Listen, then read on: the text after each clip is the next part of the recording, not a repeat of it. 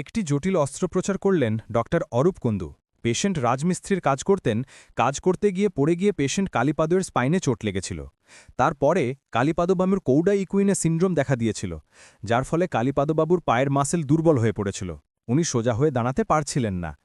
এই স্পাইনের অপারেশন করে পেশেন্টকে পুরোপুরি সুস্থ করে তোলেন doctor Arup Kundu and his team.